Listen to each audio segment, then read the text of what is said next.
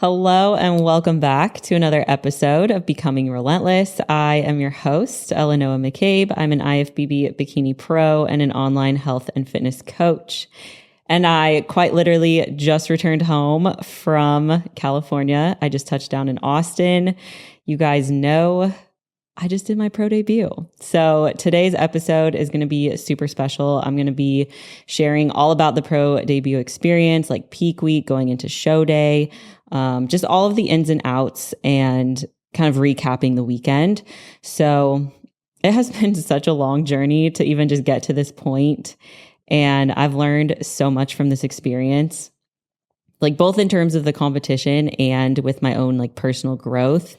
I also want to say before we get going, I am exhausted. And so if it seems like I still have prep brain, let's just pretend like I still have a little bit of prep brain.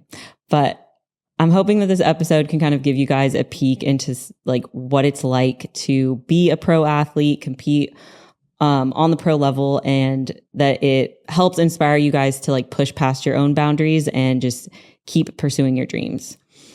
So going into the show, I talked about it on the last episode. I really didn't have any expectations around placing.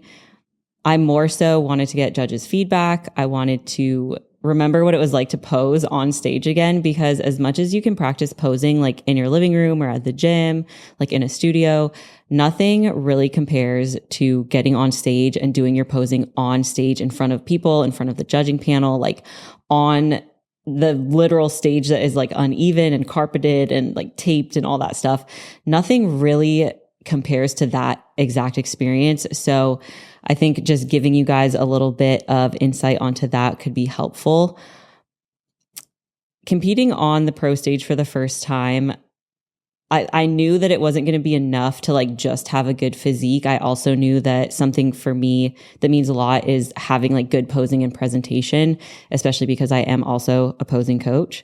And so something that I really wanted to nail down was the things that were within my control, which were my presentation and my posing.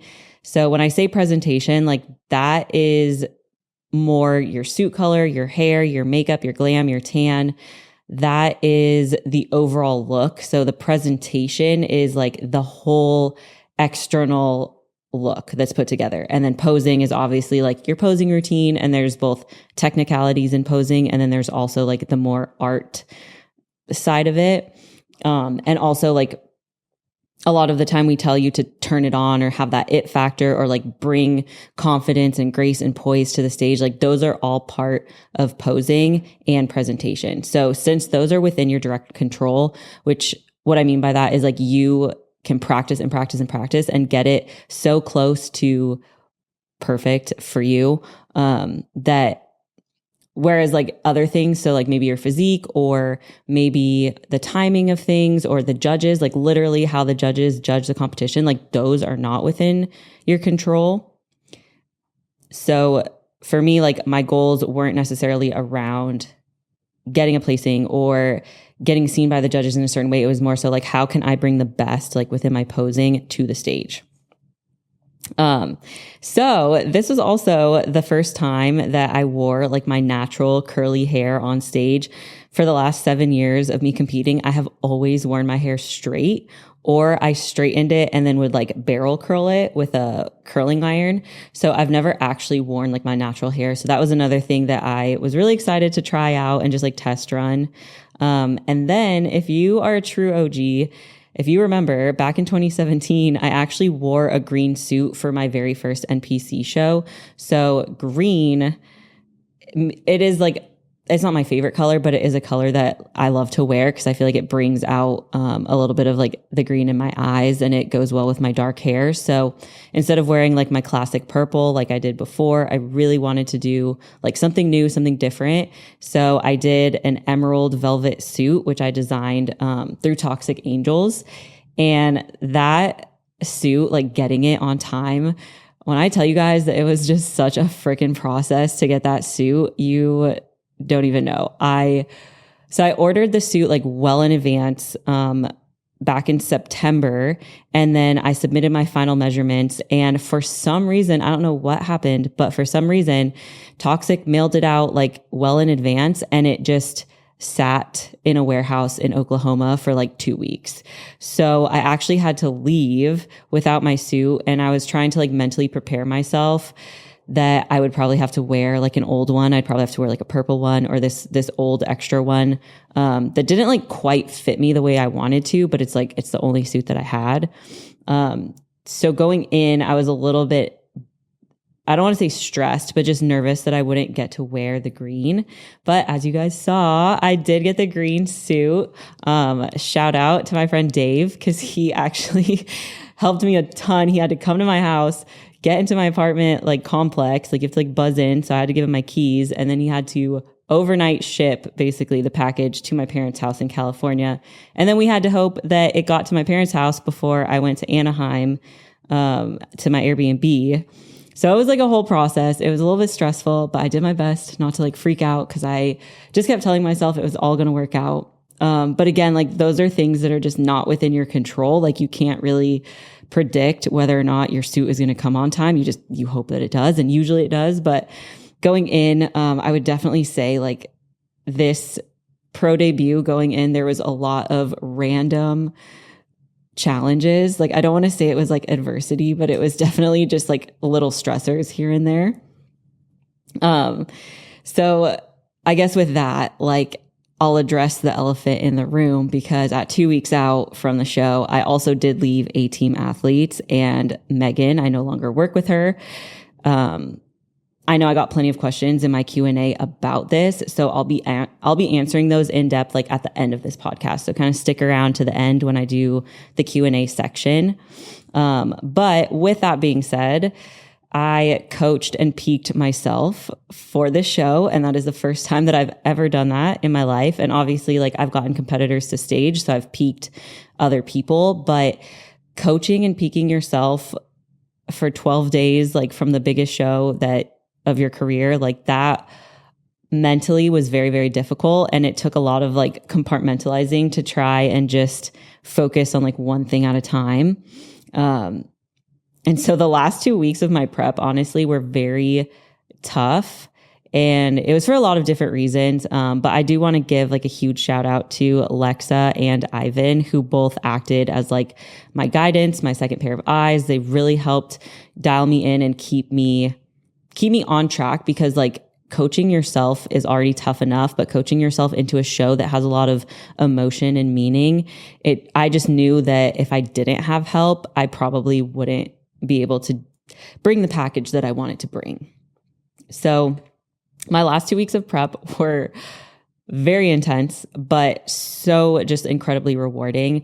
My mindset going into the competition was a lot of excitement, like a little bit of nerves, and mostly just like keeping the goals that I had set at the forefront of my mind, because I had to push really hard in order to get truly stage lean. Like, of course, I was making progress throughout this prep, but you guys know, like if you've listened to my previous podcast, I've had some like health issues, like I was traveling, there was stress.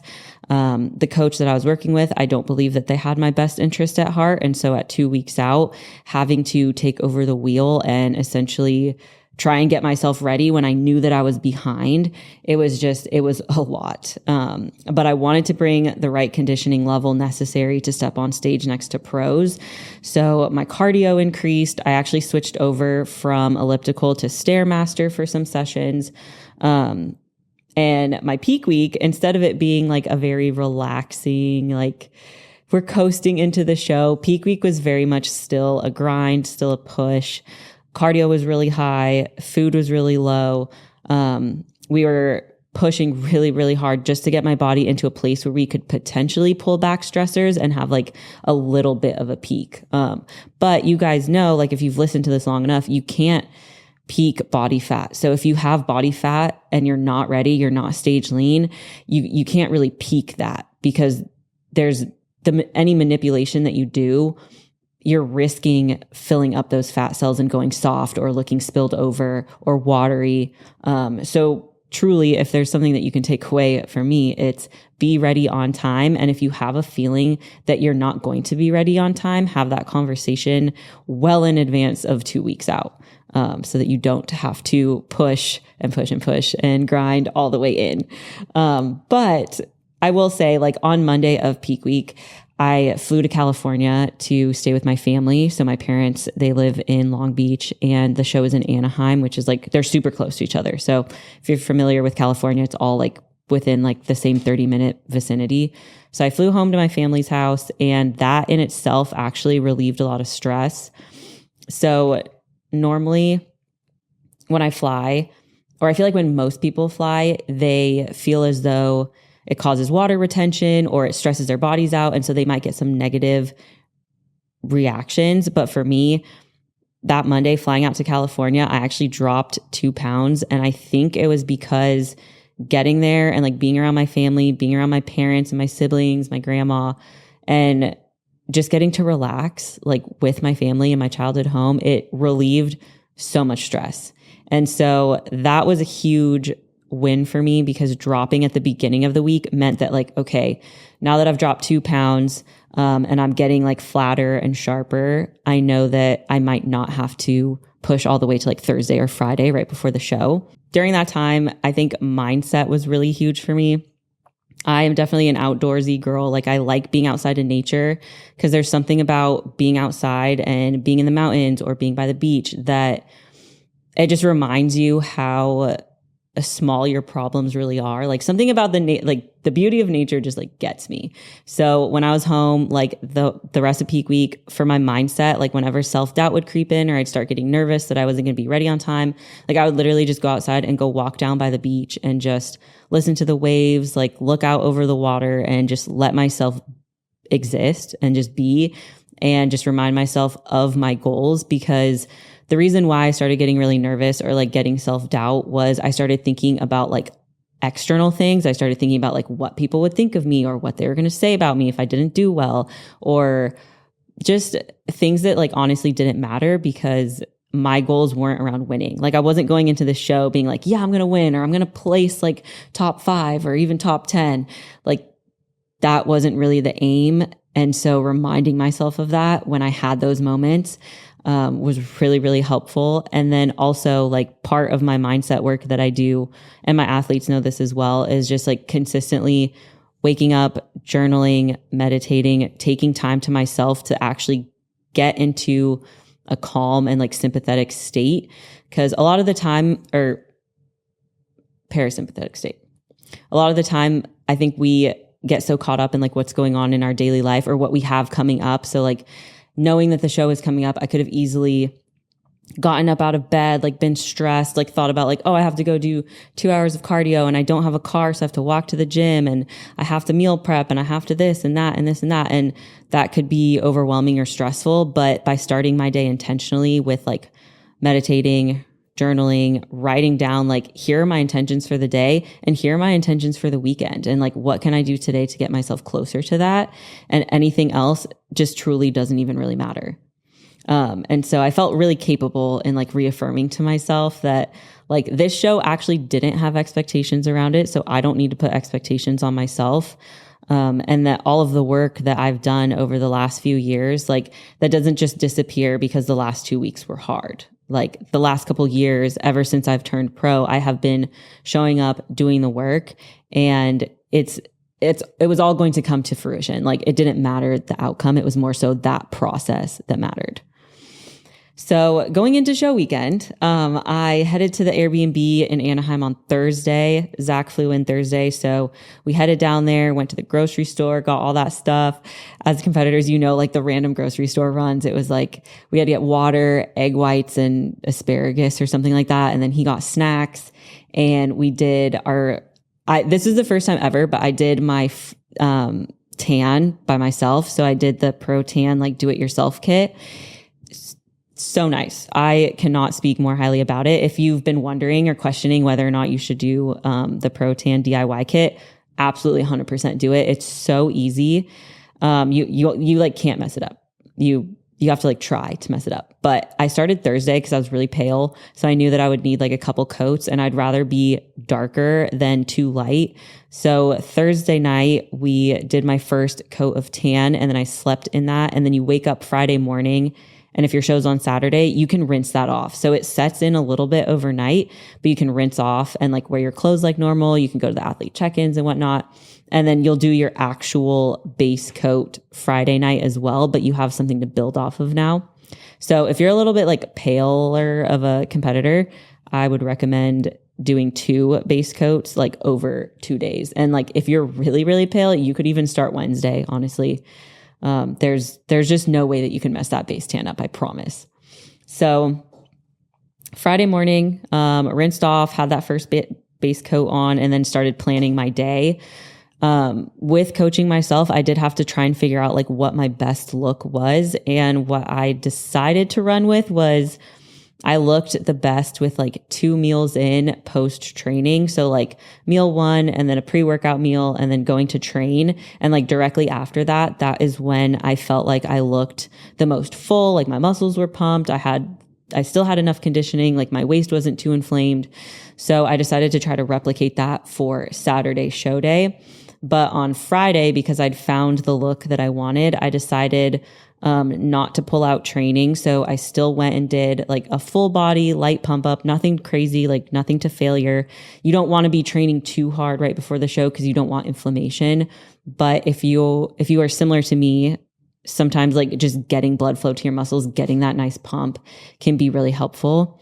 But also that's like data that you and your coach should probably have like going into peak week. I would not recommend doing it the way I did, where I was just trying to figure it out day by day. But knowing that that was my sweet spot, and then also knowing Saturday that pros were going to go on stage at noon, that kind of lined up really well with like where my body looked the best. Cause by noon, usually I would have 2 meals in my training done. So I felt really confident going into Saturday that I would have the look that I wanted. But Friday, athlete check-ins were at 1 p.m. at the venue. And when I got to the venue, that's kind of when everything really did start to sink in. Like it started to feel kind of surreal. And I made a point to like dress up kind of nicely. I wore like these jeans and like a little top because I wanted to really just really wanted to make this weekend memorable and make it special. And if you know me, you know I hate wearing jeans. I like never wear jeans, but I did wear them for these athlete check-ins because I felt like they looked nice and it like dressed up the look a little bit. And I just wanted to have that. I just wanted it to feel special. But walking in and like seeing the stage, seeing the music, like the trophies, and then also like getting to meet the other pro athletes, like all the other pro bikini girls who we all chat on Instagram, like we all follow each other on there. Just getting to meet them in real life, it was really surreal and just felt almost like, wow, I actually am a pro, because I feel like I haven't had that feeling yet. Like I know logically, you know that you turn pro, you get the pro card and like you win at nationals and whatever else. But because I haven't competed since then, I just feel like I haven't quite accepted that, oh, I am a pro. Like I am a pro bikini girl. So just getting to meet everybody and realizing that, oh crap, like I have a number for tomorrow. Like I'm actually going to be on this stage. That's when a little bit of like the nerves started to really set in. I was still really excited, but I could feel like in my stomach, I was like, oh my gosh, I'm getting nervous. And everything was also new. So one of the reasons though that I love competing is the community around the sport. Like everybody is so kind. They're so sweet. We all know each other. So it's almost like reuniting with long lost friends after not seeing them for a long time. And I really enjoyed that check-in process, just kind of getting to see everybody before the big day. And you might think like, oh, is there any animosity? Is there any cattiness? And like, no, not at all. I didn't get any sort of like bad energy or bad vibes. It was all just so good. Like everybody's so friendly and so sweet. All the girls are like, they either know each other from like previous shows or we're just like meeting for the first time. But it was really great to just connect with new friends and catch up with everyone. And then something that I thought was really cool as well is that I was number 13. And 13 is both my favorite number and also my lucky number. It's popped up in a lot of significant ways, like throughout my life. I actually have a tattoo of 13, like on my wrist. So getting that number also just kind of made the weekend feel that much more special. And then, yeah, so for most of Friday after check-ins, after like getting all of that stuff done, it was kind of just time to relax and chill before the big day. So, Zach and I we had to do my hair extensions, which again, I didn't want to pay for somebody to put extensions in my hair because they were like curly extensions, but I had also never done it before. So I told Zach, I was like, all right, you're going to help me with this. And I have like my tan on, so I can't get wet, but like to put the extensions in, you like place them on your head and then you have to wet your whole head in the sink. So it took us like 2 hours and it was like a lot of fun, but also I think he was stressed because he didn't want to mess it up. And then I was stressed because he was stressed and it was making me nervous that like they didn't look good.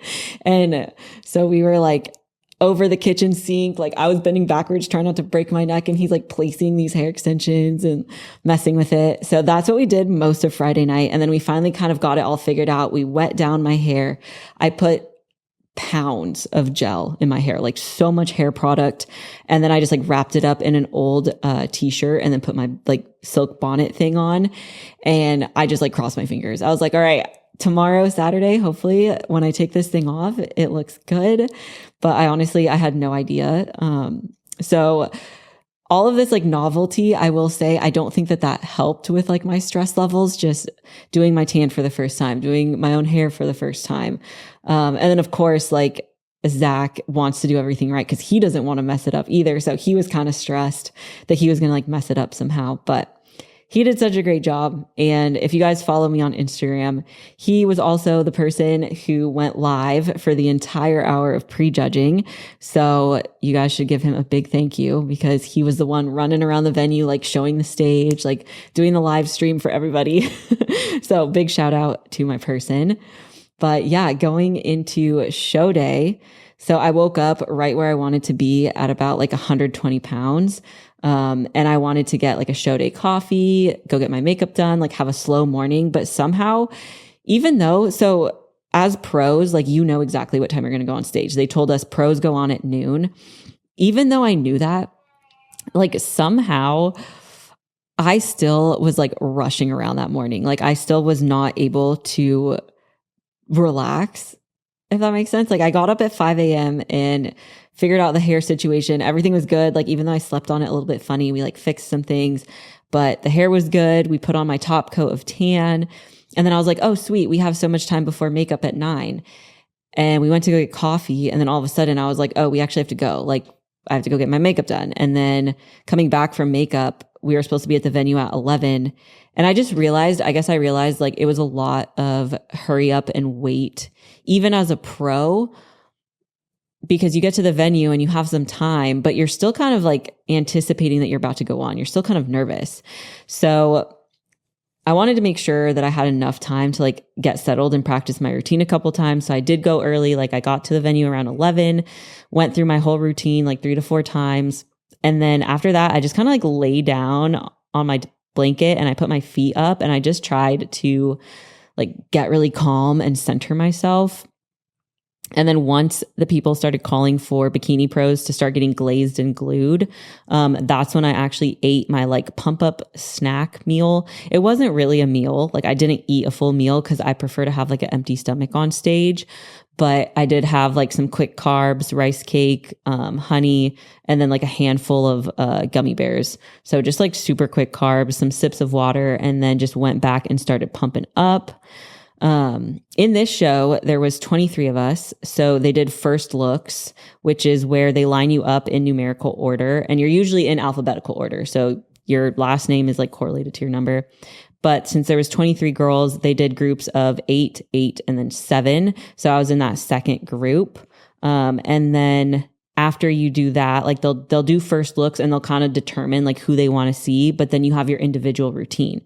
So your individual routine is where you can kind of stand out and convince the judges that like you deserve first call outs. It's kind of where you secure your call out spot.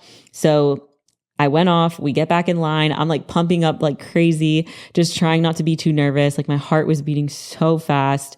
And I was just watching the other pros ahead of me and they just looked so graceful. And I was like, oh my gosh, I really hope that when I step on stage, like that performer in me comes out, because I have this confidence in me that only really comes out when I'm on stage. Like it's like a performance alter ego type thing. So I was like, okay, I really hope that comes on stage, because like I haven't felt that in a really long time. It's been 3 years. So as I was lined up, I was watching the girl ahead of me do her routine, and I just took a really deep breath.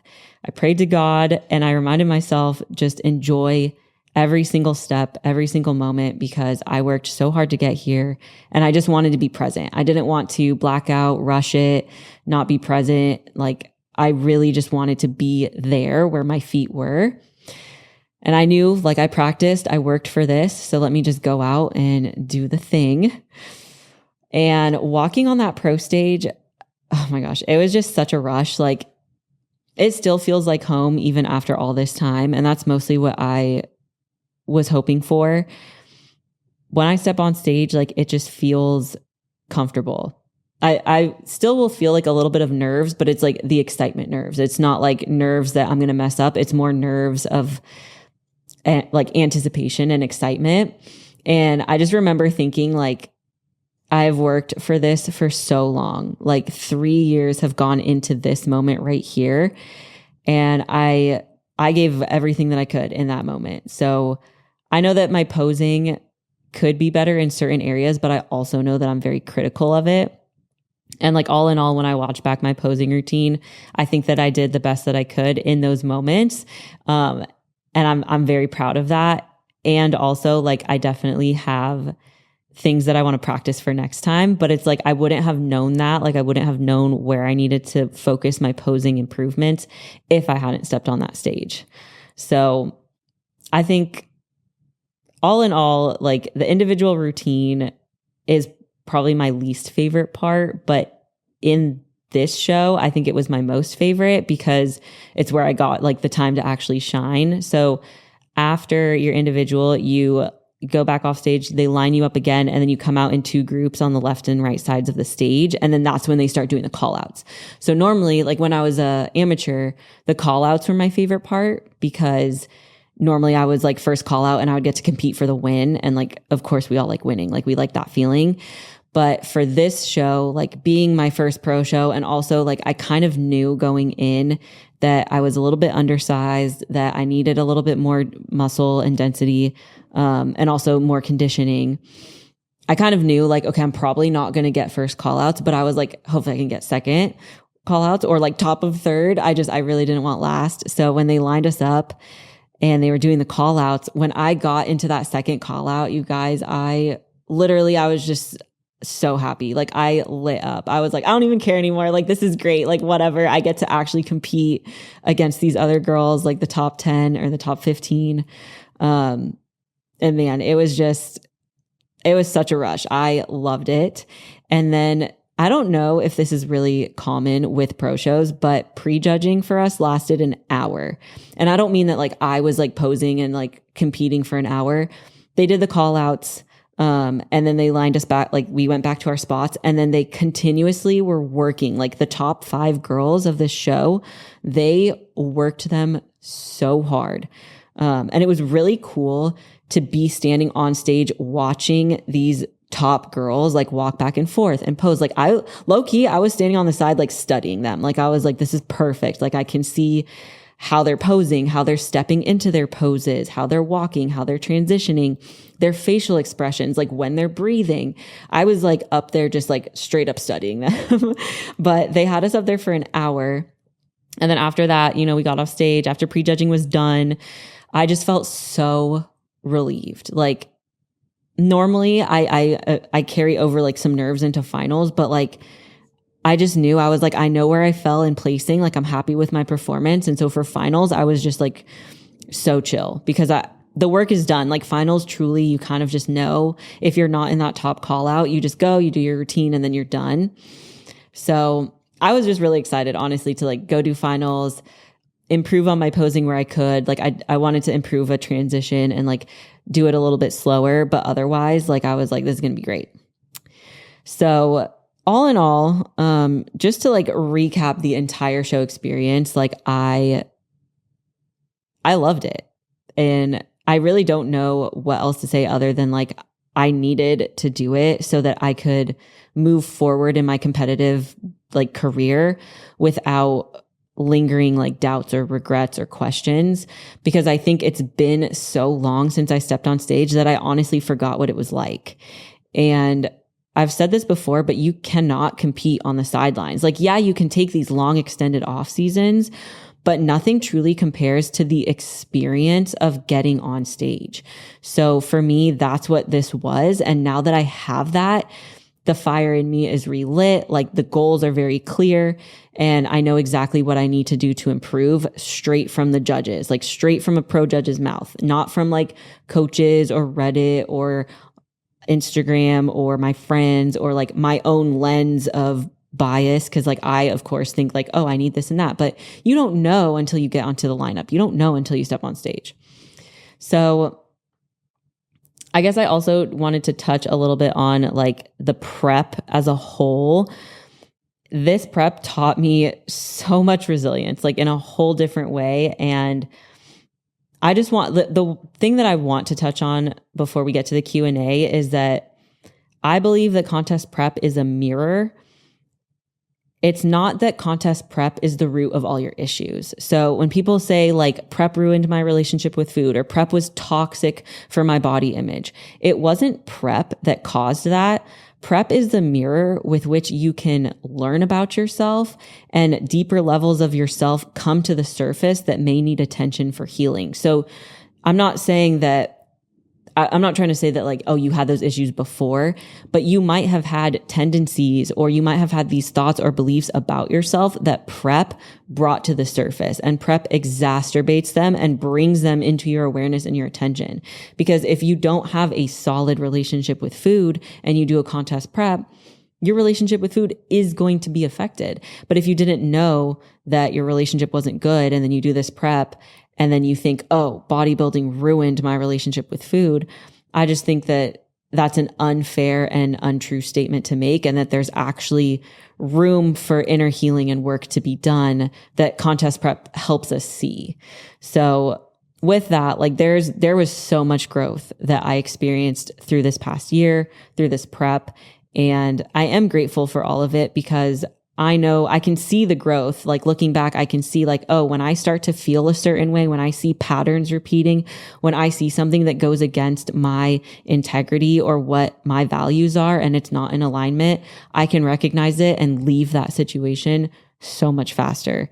And so even though things were really challenging and I had unexpected challenges, I had challenges all through peak week, like from the suit to like my nails breaking to not having a coach, like all of these things, I think that this prep was just such an incredible tool for me to be able to grow more and have more of an opportunity to heal and do like self-growth. Okay. I've been talking for a while now. I want to get into the Q&As because you guys did ask some really good questions. So I did get quite a few questions about A-Team, Megan, all of that good stuff. So am I still with A-Team? Is Megan still coaching me? The answers are no. And I'm just going to ask that you guys respect like my privacy and my decisions here.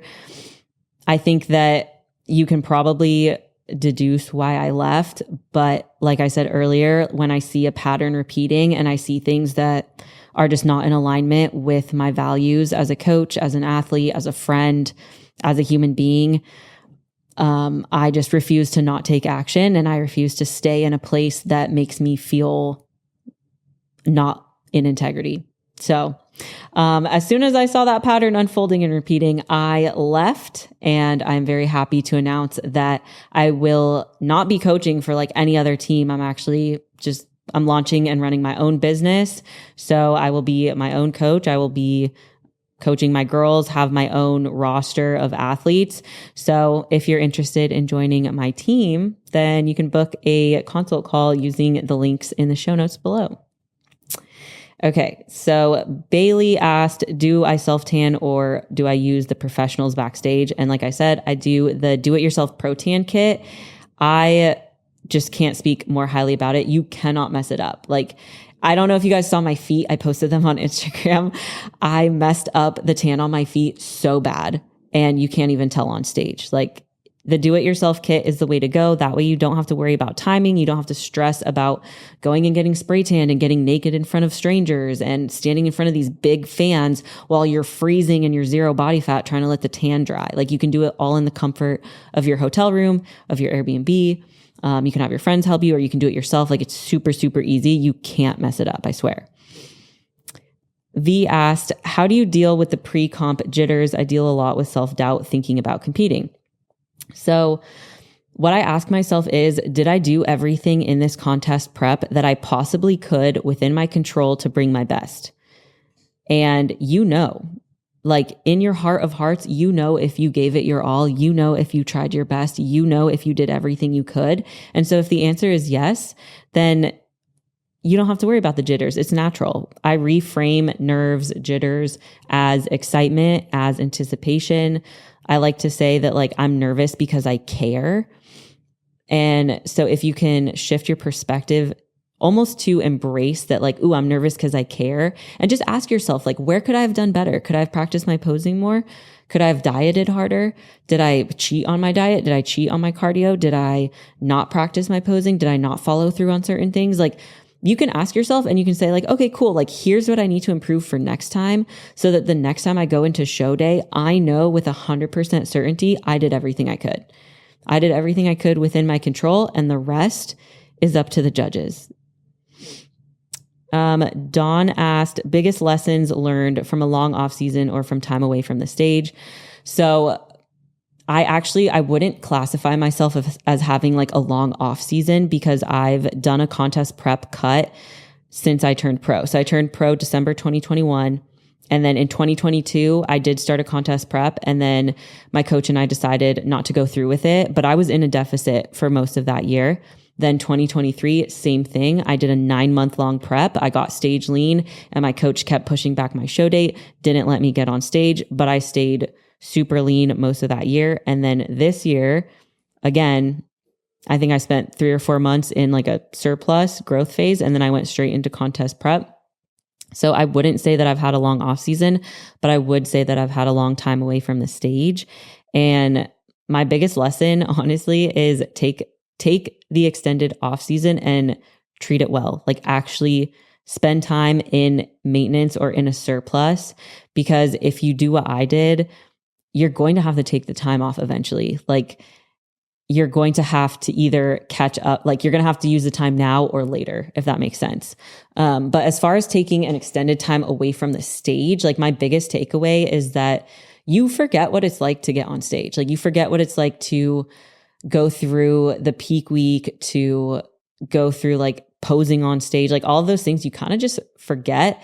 So my advice would be like, go to shows, like local shows, and almost put yourself in that environment, put yourself in that state of mind, that frame of mind, so that you can keep having that reminder. Because I think whenever I would go to bodybuilding shows, I would be reminded of like, oh yeah, that's what it's like to compete. That's what it's like to be on stage. But like this past year, I didn't do that as much. I think I went to like 2 shows before my own. And so it was a little bit harder for me to be like, oh yeah, like this is what it's like. Anna asked how I placed. I placed 14th. So there's 23 girls and I placed 14th. I narrowly escaped the sea of 16, which is what I call like everybody who basically doesn't place. Like, they place everyone up to 15. And then after that, it's just 16 all the way down. So we got 14th. Kelly asked how to handle disappointment about placing when you don't agree. So this is kind of a tough one, because I have to be honest. I'll always be honest with you, and it might come off brutal, but the judges don't often make mistakes. So you might not agree with the placing, but you have to understand that the judges are looking at what's right in front of them that day, and they are picking the person who best fits the criteria. And it is subjective. I will say that, like bikini especially, 50% of your score is posing presentation. And then 50% is like how your physique fits the criteria. So you could have the most like banger physique. You could be perfect conditioning, hourglass shape, rounded delts, tight core, big glutes, rounded hamstrings, no striations anywhere. Like you could have that amazing physique, but if your posing's not up to par, you're not winning. And vice versa. Like you could have amazing posing and maybe your physique is lacking in some places, and you might place higher than somebody who has a good physique. Like it works both ways, if that makes sense, because there's the 50-50 split of the placing. So I would ask, like, going into that show, why did you have an expectation for placing? And how can you understand that, like, even though the placing's not in your control, it doesn't reflect your hard work or how worthy you are? Because I think we place, as competitors, we tend to place value in our work and in ourselves with our placing. So for example, like if we don't win, we're like, oh, I'm a loser. And then that's why you're disappointed, right? You feel like a loser. When the reality is you still did 20 plus weeks of a prep. You did what 99% of people in this world cannot or will not do. Most people will not wake up early and go do cardio. Most people will not track every single bite of food that goes in their mouth. Most people won't even drink a freaking gallon of water a day. You did what most people won't. And just because your placing wasn't what you expected, it doesn't take away from all of the work that you did. So just try to reframe that and remember that. And my advice for you going forward would be, don't put stock into the placing. Don't go into a show thinking that you're going to win. Stay humble. Remember that the girl next to you probably worked just as hard, and maybe she has some sort of edge. Maybe she's been in the sport longer. Maybe she's a genetic freak. You can't control the placing. All you can control is yourself. So just give yourself grace and compassion, but don't get too fixated on the winning aspect. All right. Emma asked, how is competing as a pro different than a regular competitor? So as a pro, you're told the times that you will be on stage, which is so nice because then you don't have to like rush around, but also the day still goes by like short and fast. So I would say it's different because you have timing. So your family can know like, oh, they're going to be on stage at noon. It's also a little bit different because they rope off an area of backstage just for the pros. So it was super nice. Like pro athletes had a corner of the backstage and it was roped off, and we had our own mirrors. We had our own pump up bands. Generally, like people are a little bit more, I guess, like responsive. Like if you need to get glued and glazed, like you go to the front, even if there's like amateurs in line, like you go do your thing because you're the pro, you're about to go on stage. I would say communication is a little bit more like straightforward and clear with pros, because with amateurs, usually there's just such a sheer amount of classes and people and hustle and bustle backstage that it's like a little bit chaotic. With pros, they're just like, yeah, you're going on at this time, so you need to do this, this, and this at this, and this. Like there's a little bit more order, a little bit more schedule. Other than that, though, I do feel like everything else was very similar. And then Liz asked me, are you satisfied with your look? What is next? So I am satisfied. I'm satisfied with what I brought, but I also know that I can do better. And so what's next is, after deliberating a little bit, I decided I'm not going to do any more shows, that I'm just doing that one and done. My feedback from the judges was I need like 3 to 5 more pounds of muscle on my lower body specifically, and then I need to come in leaner. So conditioning and muscle mass, and those things kind of go hand in hand. Like if you build more muscle, then you can get leaner and have more of that. Like you can get more conditioned. The more muscle you have, the more conditioned you can get.